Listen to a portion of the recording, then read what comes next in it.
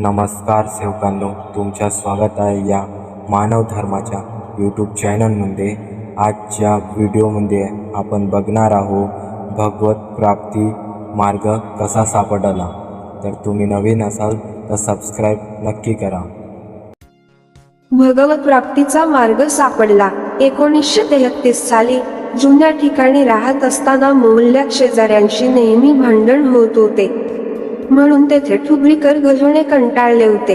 त्यामुळे त्यांनी दुसरीकडे घर विकत घेण्याचे ठरविले। रंभाजी रोड, टिमकी येथील रामेश्वर तेलघाणीच्या मागे असलेले झुणके सावकार यांचे घर विकाऊ होते। ते घर ठुबरीकर बंधूंनी घेण्याचे ठरविले आणि घरमालकाशी सौदा केला। त्या अगोदर त्या घराबद्दल अशी हकीकत होती की ते घर सैतानी आहे, त्या घरात भुताटकी आहे। एक मुसलमान त्या घरात पाय ठेवता बरोबर मरण पावला, म्हणून ते घर विकत घेऊ नये असे त्या मोहल्ल्यातील लोकांनी त्यांना सांगून घर घेण्यापासून परावृत्त करण्याचा प्रयत्न केला। परंतु बाबांचे घराणे हिंदू संस्कृतीप्रमाणे गुरुमार्गी होते। त्यांचे गुरु श्री यादवराव महाराज धापेवाडा हे होते। बाबांच्या वाडवडिलांनी असा विचार केला की आपण होमहवन पूजा अर्चा केल्यावर ती भुताटकी नष्ट होईल आणि आपण सुखात राहू शकू असा विचार पक्का करून त्यांनी घर विकत घेतले। या वेळेस बाबा 12 वर्षांचे होते। सध्या बाबा ज्या घरात अशा प्रकारे संपूर्ण कुटुंब दुःखी होते। बाबांचे वडील श्री विठोबाजी यांनी बरेच उपचार केले, औषधोपचार केला, गुरुविद्येद्वारे होमहवन केले, मांत्रिक तांत्रिक या लोकांकडून उपचार केलेत, देवी देवता अंगात येणाऱ्या लोकांकडून उपाय केलेत, कित्येक नवस केलेत। नाना प्रकारचे उपाय करूनही कुटुंबात समाधान व शांती लाभत नव्हती। हजारो रुपये खर्च झाले होते। भुताटकीमुळे कित्येक जीव देवाघरी गेले। यामुळे संपूर्ण कुटुंब त्रस्त झाले होते। परिवारात शांतता नव्हती। बाबा जुमदेवजी हे हनुमानजीची सेवा करीत असत, त्यामुळे त्यांना हनुमान चालीसा पाठ होता।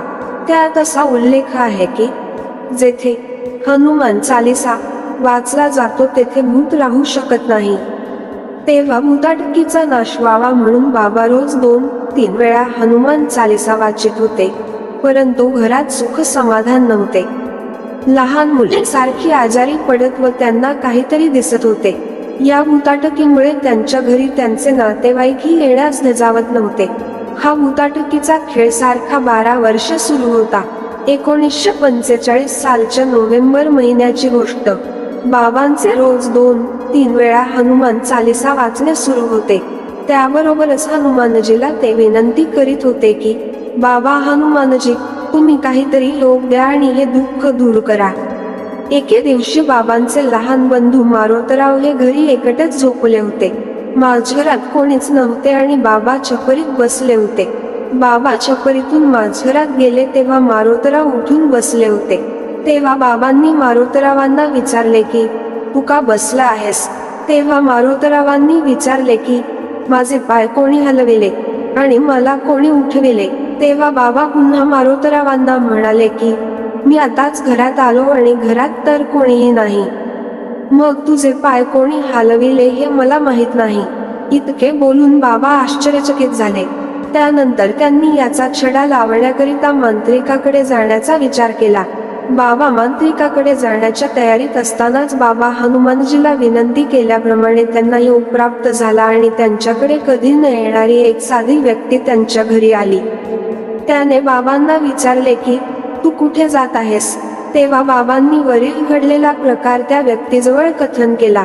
ते त्यांना म्हणाले, मी मांत्रिकाकडे जात आहे। हे ऐकून त्या व्यक्तीला दया आली। ते बाबांना म्हणाले, तुम्ही कशाला जाता? माझ्याजवळ परमेश्वरी कृपा संपादन करण्याचा एक मंत्र आहे। तो एका संन्याशाने दिलेला मंत्र आहे। त्याचा विधी केल्याने परमेश्वरी कृपा संपादन करता येते आणि सर्व दुःखांचे निवारण होते। त्या मंत्राने जर मी कोणालाही तीर्थ करून दिले तर त्याचे दुःख दूर होऊन तो चांगला होतो, असे मला बरेच अनुभव आले आहेत। तेव्हा बाबांनी त्या व्यक्तीला विचारले की हा संन्याशाचा मंत्र तुमच्याजवळ कसा आला? कारण तुम्ही तर संन्यासी दिसत नाही।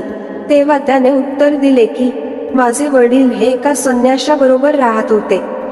तो संन्याशी मरण पावल्यानंतर माझ्या वडिलांनी त्याच्याजवळ असलेले सर्व ग्रंथ घरी आणले. वडिलांनी हनुमानजीच्या या मंत्राद्वारे अनेकांचे दुःख दूर केले. हे करीत असताना ते दोन्ही डोळ्यांनी आंधळे झालेत. मी स्वतः या मंत्राचा विधी कधी केला नाही. ज्यांनी हा विधी केला व करण्याचा प्रयत्न केला त्यातील काही विधी करताना मरण पावले तर काही पागल झाले. त्यानंतर बाबा विचारात पडले आणि त्यांनी मांत्रिकाकडे जाण्याचे रद्द केले. थोडा वेळ थांबून तो मंत्र आणि त्याचा पत्ता बाबांनी त्या व्यक्तीकडून लिहून घेतला. ती व्यक्ती मौदा या गावात राहणारी होती. त्या मंत्राने तीर्थ तयार करून ते मारोतराव यांना पिण्यास दिले. तीर्थ घेतल्यानंतर मारोतरावांना समाधान वाटले.